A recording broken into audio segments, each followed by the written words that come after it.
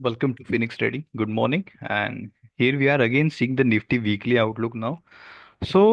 Nifty has, you know, changed the trend now of lower high, lower low structure. Nifty has broke that structure now, and this week close it's above its previous swing high, right?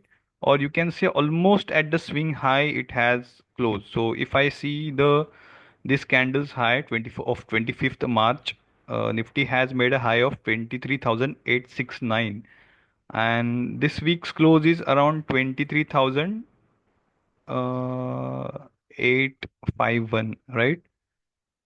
It's just minimum of 10 points, 10, 12 points, but it does matter while taking the trade. So Nifty has made a high above this swing high, but it marginally closed lower.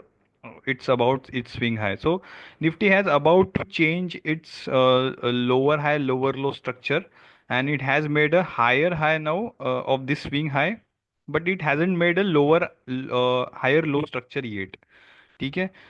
Simple language में कहा जाए तो यहाँ पे Nifty has made a low of 21,964, यहाँ पे Nifty has made a low of 21,754, and उसके बाद अभी हायर लो बनना एक्सपेक्टेड है, that hasn't been created yet. थोड़ा सा उसके लिए वेट करना पड़ेगा। बट एक स्ट्रक्चर यहाँ पे जो एक हाई बना था, lower high lower high lower high, इसके बाद एक हाई बन के यहाँ से क्लोजिंग नहीं दी थी, हाई बन चुका था, बट यहाँ पे क्लोज ऑलमोस्ट दे चुका है। So Nifty is trying to break the structure और अच्छी पॉजिटिविटी के साथ ऊपर जाने की कोशिश कर रहा है। But other thing is portfolio में ज़्यादा इम्पैक्ट नहीं आया है लोगों के, ज़्यादा रिकवरी नहीं दिख रही है। क्यों? बिकॉज निफ्टी में हैवी वेट्स जो है, अगर दो तीन हैवी वेट्स भी अच्छे चल गए तो निफ्टी रिकवरी दिखा देता है। It's a positive side of index, और you can see the negative side of index also. जो इंडेक्स में ट्रेड नहीं करते उनके पोर्टफोलियो में ज़्यादा फर्क नहीं पड़ता, और एज सच जो निफ्टी इंडेक्स फंड में इन्वेस्टमेंट करते हैं उनके लिए काफ़ी अच्छा बैलेंस होता है ऐसे टाइम पे, बिकॉज दो तीन हैवी वेट भी चल गए तो निफ्टी जो इंडेक्स होता है वो बैलेंस्ड हो जाता है। So in this case we will see the, अगर ये निफ्टी की रिकवरी है या नहीं है, कुछ पार्टिसिपेंट ही निफ्टी में कंट्रीब्यूट कर रहे हैं। तो इसके लिए मैंने एक सिंपल एक अजम्पशन लिया है कि निफ्टी 50 के कितने स्टॉक्स अभी 200 दिन के मूविंग एवरेज के ऊपर ट्रेड कर रहे हैं। निफ्टी ने तो रीगेन कर लिया, ठीक है, if I on this moving averages. So ये जो एक पर्पल कलर की लाइन आपको दिख रही है, that is a 200 day moving average. यहाँ पे गेन हुआ था, फिर से एक बड़ा गैप डाउन हुआ था। जो रिटेस्टिंग होना चाहिए था वो ऐसे रिटेस्टिंग नहीं हुआ, एक गैप डाउन ही सीधा हो गया 5% का, वो भी। उसके बाद एक शार्प रिकवरी हमें देखने मिली मार्केट में। सो अभी फिलहाल के लिए Nifty has regained its 200 day moving average again, right? But 50 day 50 stocks क्या कर रहे हैं निफ्टी के? So I in on charting I have put simple condition की डेली क्लोज मूविंग एवरेज के ऊपर 200 दिन के कितने स्टॉक्स हम मुझे दिख रहे हैं, ठीक है। सो निफ्टी 50 के स्टॉक्स यहाँ पे मैंने सेगमेंट लिया और रन स्कैन किया मैंने। तो फिलहाल के लिए एग्जैक्ट 25 स्टॉक्स ही निफ्टी के 200 डे के मूविंग एवरेज के ऊपर ट्रेड कर रहे हैं। और उसमें से भी इफ यू हैव ऑब्जर्व, सारे फिनेंशियल स्टॉक्स ज्यादा कंट्रीब्यूट कर रहे हैं, लाइक आईसीआईसीआई बैंक, फिनसर्व, एक दो तीन चार पाँच छ, सिक्स। देन एक तो निफ्टी दिखा रहा है उसमें से, तो वो हम लोग वो कैलकुलेट नहीं करेंगे। Seven, eight, nine. So out of 24 stocks, 9 stock तो फिनेंस के ही है। तो हमें दिख ही रहा है कि डॉलर इंडेक्स जैसे नीचे आ गया तो फाइनेंस ऊपर आना ही था। So it's not a rocket science. और कुछ गिने चुने स्टॉक फाइनेंस फार्मास्यूटिकल्स के हैं। ये एक ब्रॉडर रिकवरी हमें हम इसे नहीं बोल सकते फिलहाल के लिए, क्योंकि कुछ ही स्टॉक्स ने पार्टिसिपेट करके निफ्टी को बैलेंस किया हुआ है। I am not a pessimistic कि ये रन में बिलीव नहीं कर रहा हूँ, ऐसी चीज़ नहीं है, because I am a strict technical गाय। मैं प्राइस जो दिख रहा है उस पर ही बिलीव करता हूँ, I am not assuming anything.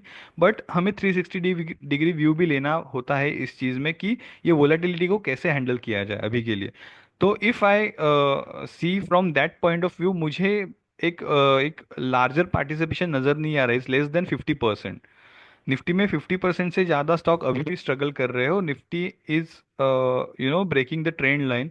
तो ये फिलहाल के लिए मेरे लिए वेट एंड वॉच का होगा, because as a swing trader मैं कभी भी मेजर पार्टिसिपेशन जहाँ पे 75% to 80% स्टॉक ब्रॉडर मार्केट के अगर 200 दिन के मूविंग एवरेज के ऊपर है, तो उस मार्केट को मैं एक ट्रेंडिंग मार्केट कहता हूँ या फिर एक बुल मार्केट कहता हूँ।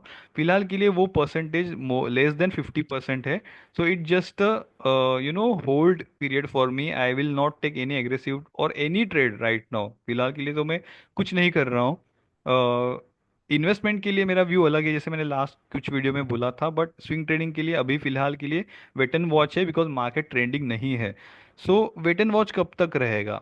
तो मेरे लिए I will wait for 30 April, ये मंथली क्लोजिंग का मैं वेट करूंगा। If I post to monthly chart, तो यहाँ पे हम एक और एक चीज कर सकते हैं। I will apply a Fibonacci level to see the ये राइज कहाँ तक आ सकता है और कहाँ के बाद ये बुल में चला जाएगा ये मार्केट। सी, अगर ये मार्केट ऊपर से नीचे गिरा है तो 0.61 एंड 0.5 लेवल हम इसे कहते हैं कि यहाँ पे एक बहुत एक इम्पोर्टेंट लेवल होती है। तो ये जो जोन है वो फाइटिंग जोन होता है, बुल्स बेयर्स दोनों इक्वल एफर्ट्स डालते हैं। तो मार्केट अभी भी इस जोन में आने के लिए मार्केट को और अराउंड 600 700 800 पॉइंट्स और वी कैन से 1000 पॉइंट्स की एक रन भी मार्केट यहाँ से और दे सकता है, और वहां से एक रिवर्सल हमें देखने मिल सकता है। So after this kind of bearish monthly candles, just एक कंसोलिडेशन हो सकता है यहाँ पे। तो अभी भी एग्रेसिव पोजीशन मत लो या बिलीव मत करो कि मार्केट रिवर्स हो चुका है, या फिर फोमो फील मत करो कि अरे उतने लो प्राइस हम देख लिए अब क्या कर रहे। So please wait. अगर कोई मंथली क्लोजिंग ऐसे हमें ग्रीन कैंडल दिखती है यहाँ पे, will draw green candle here, अगर ऐसे कोई क्लोजिंग आती है और फिर उसका एक रीटेस्टिंग होता है इस जोन में लाइक दिस, तो हम कह सकते हैं कि हाँ ये मार्केट रिवर्स होके एक स्टेबल हुआ एंड फिर से अब उसका जो ऑल टाइम हाई है वहां पे वो टेस्ट करेगा। तो ऐसे प्रोसेस होती है टेस्टिंग की। Right now don't take any aggressive position. Just wait करो कि क्या हो रहा है। अभी भी ग्लोबल मार्केट सेटल नहीं है, काफ़ी चीज़ें हो सकती है अभी भी। सो आपकी जो एस आई पीज है वो चालू रखो, क्वालिटी स्टॉक्स स्टडी रुकनी नहीं चाहिए, क्योंकि अभी भी ऐसे अच्छी कंपनियां है जो अच्छे अच्छे रिजल्ट्स पोस्ट कर रही है। सो जस्ट उस पे एक वॉच लिस्ट बनाओ अच्छे अच्छे कंपनीज के। Just keep your study going on. Don't lose hopes कि अभी कुछ नहीं हो रहा है तो मैं कुछ नहीं करूंगा। Don't do that. अपनी अपनी स्टडी तो चालू ही रखें। एंड ये जो मैं व्यूज कह रहा हूँ it's all study purpose only. अगर आपको कोई फाइनेंशियल आपके डिसीजन लेने तो आपके फाइनेंशियल एडवाइजर को कंसल्ट कीजिए, because I am not a SEBI registered consultant.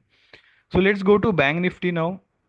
Bank Nifty has made a higher all-time high close on monthly basis. So definitely banking stocks काफ़ी अच्छे पोजीशंस में है। उसमें भी HDFC बैंक, जैसे मैंने लास्ट टाइम भी बोला था काफ़ी वीडियोस में, यहाँ पे हम लोग ने एक ट्रेंड लाइन वगैरह भी ड्रॉ की थी कि एक HDFC बैंक को अच्छा एक मूवमेंट मिलने की चांसेस है। और ये जो यहाँ पे मैंने एक रेजिस्टेंस इतने सारे ड्रॉ किए थे, right, if you remember past few weeks analysis of HDFC bank, मैंने कहा था कि इतने रेजिस्टेंस टूटने के बाद अब HDFC बैंक निकलेगा आके, और एक शायद ये 2129 तक भी चला जाने की चांसेस है इस मोमेंटम में।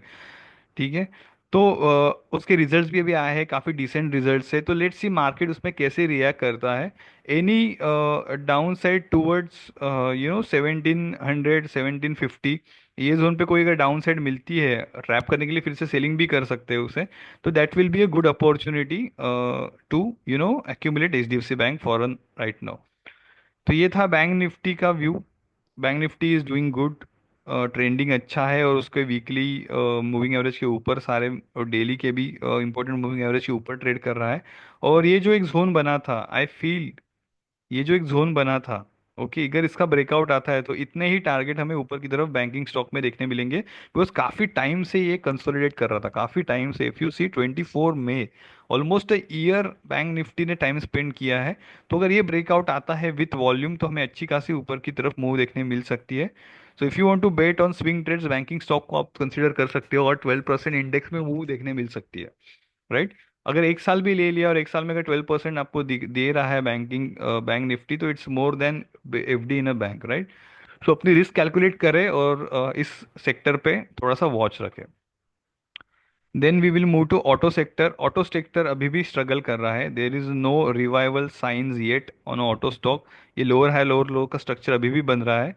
अगर ये ट्रेंड लाइन टूट के ऑटो उसके ऊपर क्लोज कर जाता है और एक अनदर हायर लो बनाता है, बिकॉज ये सब लोअर लोज हैं, एक हायर लो ऐसे कुछ बनता है लाइक एक ब्रेकआउट देखिए यहाँ से फिर घूम के ये हाई अगर ये ब्रेक करता है, so that time we can say कि हाँ एक रिवर्सल हो चुका है, बिकॉज ये स्ट्रक्चर अभी चेंज हो गया है, अभी ये ऐसे बनेगा, राइट।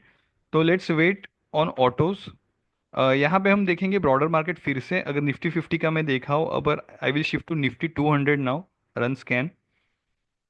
तो 200 में से सिर्फ 91 स्टॉक्स ही 200 डे मूविंग एवरेज के ऊपर ट्रेड कर रहे हैं, so it's less than 50%, right.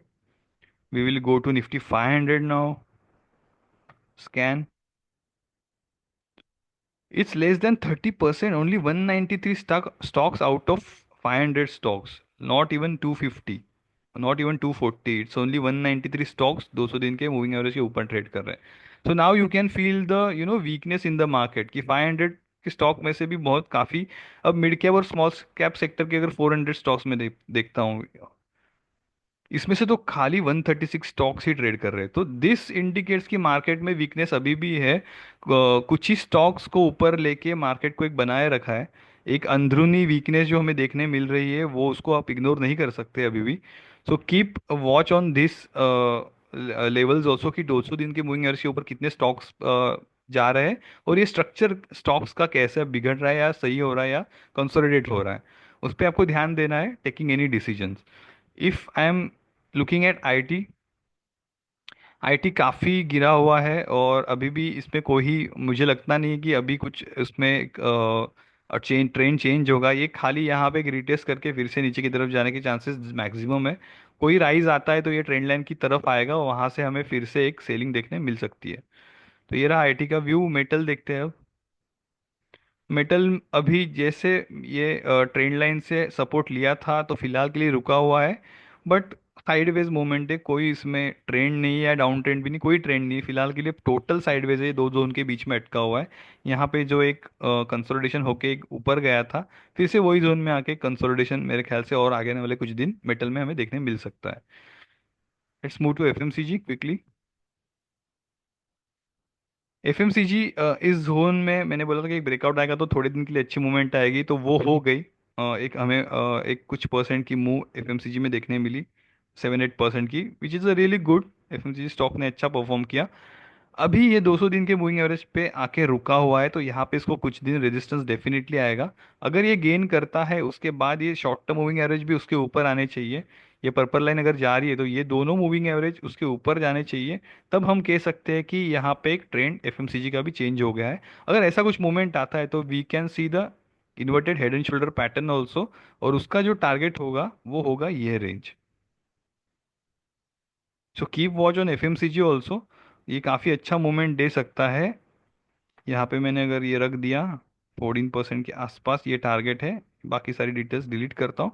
और करंट पोजीशन से हमें यहाँ पे ऑलमोस्ट 17-18% का गेन हो सकता है। सो और ये उसका ऑल टाइम हाई भी हो रहा है।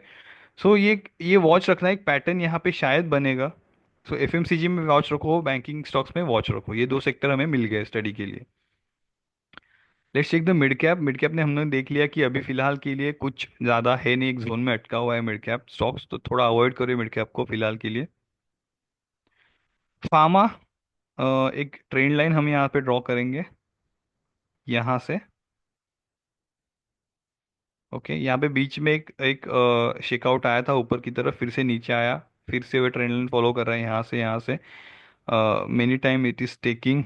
यहाँ पे एक रेजिस्टेंस था, ये एक रेजिस्टेंस था, ये था, ये था, और यहाँ पे एक शायद आएगा। ओके, तो ये रेजिस्टेंस जब पार होंगे तब फार्मा के लिए हम देख सकते हैं कि क्या अभी आगने वाले टाइम में, सो 1-2 वीक का एक टाइम है कि यहाँ पे हमें डिसीजन लेने के लिए, मार्केट को देखने के लिए कि क्या हो रहा है। सो अभी भी आराम से काम करो, कोई दिक्कत नहीं है। पीएसयू बैंक्स, अच्छे रिजल्ट्स आए काफ़ी पीएसयू बैंक्स के, महाराष्ट्र बैंक से, बैंक ऑफ बड़ौदा थे, काफ़ी बैंक्स के अच्छे अच्छे रिजल्ट्स आए यहाँ पे। और ये जो ट्रेंड लाइन थी, ये ट्रेंड लाइन के आसपास 200 डे मूविंग एवरेज भी आ रहा है अभी, right. I guess you are seeing this zone now. तो यहाँ पे एक डेफिनेटली रेजिस्टेंस आएगा पीएसयू बैंक पे, तो अगर आपने कुछ स्विंग ट्रेड ले चुके हो नीचे की तरफ, तो यहाँ पे एक बार प्रॉफिट बुक करो। और अगर आप इन्वेस्टर हो तो वेट करो कि आगे कि हैपनिंग कैसे हो रही है यहाँ पे, कैसे प्राइस एक्शन बन रही है आगे जाके।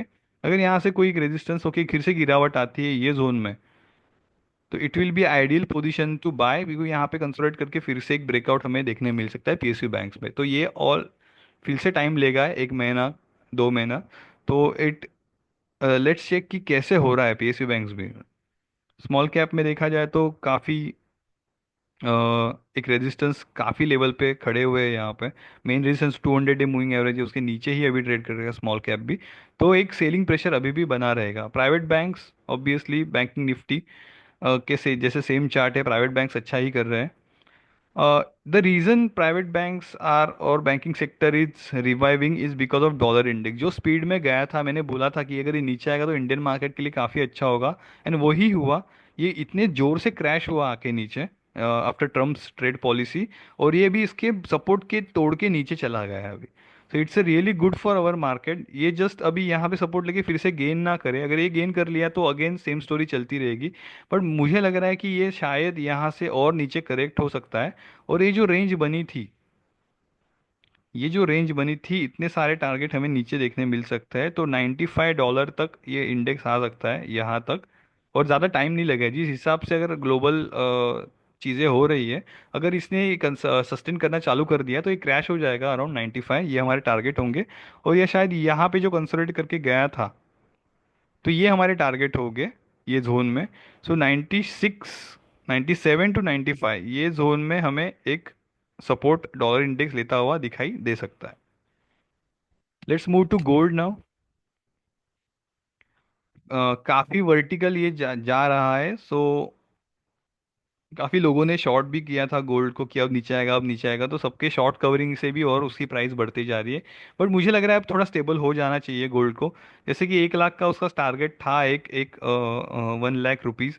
वो शायद एक जस्ट टच करके वो वहां से एक मेजर करेक्शन दे सकता है टूवर्ड्स इस 200 डे मूविंग एवरेज। ये अगर स्टेबल ऐसा ही बढ़ता रहा तो मुझे लगता है कि एक 84,000 86,000 के रेंज में गोल्ड को आना चाहिए अराउंड सितंबर, अगस्त सितंबर के आसपास में, अगर करेक्शन आता है तो। So let's see. सो अगर आपको गोल्ड में इन्वेस्ट करना है तो अभी टाइम सही नहीं है, थोड़ा करेक्शन आने की ज़रूरत है। और इसका जो एक ट्रेंड है, एक काफ़ी स्लो ट्रेंड है, मतलब आपको देखा जाएगा कि उसमें इसका ट्रेंड आप कैलकुलेट कर सकते हो। जो कर्व है, ये कर्व इसी स्पीड से, मैंने अगर यहाँ से ये ट्राई करते इसको ड्रॉ करने के लिए, ये ट्राई किया मैंने ये कर्व को मेंटेन करने के लिए एग्जैक्ट। तो ये ट्रेंड लाइन उसकी कर्वेचर ट्रेंड लाइन आती है 85 87,000 जो मैंने बोला। तो ये जो सारा एक आपको कर्व दिख रहा है, ये कर्व के आसपास ही आपको सपोर्ट उसके गोल्ड के ढूंढने हैं अभी। और ये अभी ये ट्रेंड लाइन से ये डिस्टेंस बहुत काफ़ी बढ़ चुका है। तो what it indicates two factors. One is time correction, ये टाइम करेक्शन करेगा definitely. And second is price correction. One time correction, second is price correction, दोनों भी हो सकते हैं। ये नीचे आएगा, फिर से थोड़ा टाइम स्पेंड करेगा, फिर से नीचे आएगा, फिर से ऊपर जाएगा, टाइम स्पेंड करेगा। और जब ये मूविंग एवरेज के आसपास आएगा, एकदम टच भी नहीं करेगा, क्योंकि यहाँ पे हम लोगों ने हिस्ट्री में देखा है कि ये मूविंग एवरेज की एकदम टच खाली उसने 23 में किया था, अदरवाइज ये थोड़ा सा ऊपर ही चलता है। और उसके परसेंटेज भी देख लेते हैं हम लोग। 4.5% के आसपास अगर हम लोग कैलकुलेट करें ये स्टैंडर्ड डेविएशन, तो ये पकड़ के चलो आप 88,000 90,000 या 89,000 ये टाइप के जो जोन है वो आपका सपोर्ट का काम करेंगे गोल्ड के लिए। सो लेट्स वेट कि गोल्ड अभी आगे कैसे चल रहा है। Same applies to silver also. Silver ने अभी तक ब्रेकआउट नहीं दिया है, सिल्वर अभी टाइम स्पेंड कर रहा है काफ़ी। ओके। तो यहाँ पे एक बॉक्स पे इसका कंसोलिडेशन चल रहा है। तो ये जब बॉक्स का ब्रेकआउट आएगा तब देखा जाएगा सिल्वर में क्या ट्रेड लेने हैं क्या नहीं लेने हैं। So I will update at that time. So yes, ये मोटा मोटी था मार्केट का व्यू। सो समरी देखा जाए तो लेट्स वेट फॉर 2 3 वीक्स मोर। थोड़े से मूविंग एवरेज को सेटल होने दो, एक ब्रेकआउट ब्रेकआउट आने दो। Don't try to pinpoint the price कि अभी ये प्राइस है तो सर आप लेने तक 2 3 वीक के बाद प्राइस और बढ़ जाएंगे तो हम क्या करेंगे। So there is any possibility market यहाँ से वी शेप रिकवरी भी दे सकता है, तो हम कुछ नहीं करेंगे। इट्स ऑल अबाउट की प्रोबेबिलिटी कैसे होती है। हमें डील करनी है लोएस्ट प्राइस जितनी पॉसिबल हो उतनी, राइट। कि जितने एक सेफर साइड से हम लोग काम करें उतनी, कि लोअर प्राइस मतलब अगर डाउन ट्रेंड में आप लोअर प्राइस की डील ले रहे हो, like there is two two scenarios. Lower price मांगना मार्केट से, ये इसके दो सिनारियो है। एक डाउन ट्रेंड में आपको लो प्राइस मिलेंगे, बट आप लेने के बाद वो और लो चला जाएगा। तो it's not a good deal. Okay. आप कुछ खराब चीज ले रहे हो सस्ते प्राइस में, तो उसका कोई मतलब ही नहीं है। बट हाँ, अगर आप अच्छी चीज ले रहे हो और आपको चाहिए कि 170 पे मुझे नहीं लेना है फॉर एग्जांपल, उसका अच्छी चीज है बट उसका भाव वो नहीं है, मुझे एक डिस्काउंट चाहिए उसमें, तो आपको वेट करना पड़ेगा करेक्शन का। राइट। तो ये दो चीजें होती है हमेशा मार्केट में। सस्ता क्या लेना है, सस्ती चीज मतलब अच्छी चीज नहीं होती कभी भी। तो it's all about probability, it's all about comparison, relativity कि कैसा कर रहा है। अगर एमआरएफ का शेयर अगर 1.5 लाख का है तो वो 90,000 में आएगा, तो मेरे लिए अच्छी डील होगी। बट अगर कोई चीज जैसे वी कैन से, कोई एक पेनी स्टॉक ले लो, अगर 5 रुपए का पेनी स्टॉक है तो वो सस्ता होगा ऐसा नहीं, उसकी इंट्रिंसिक वैल्यू 0.50 पैसा भी हो सकती है। राइट।